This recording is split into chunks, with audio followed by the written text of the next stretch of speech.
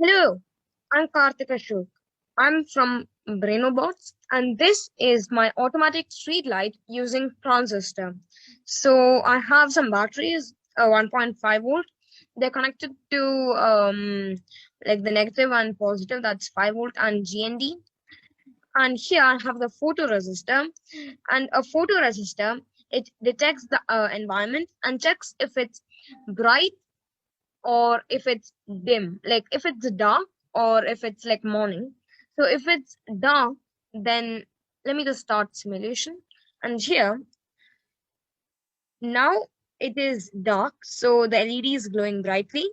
And if it becomes bright, then the LED turns off because this is like used in like a street light, like in the name. So detects and for street light purposes.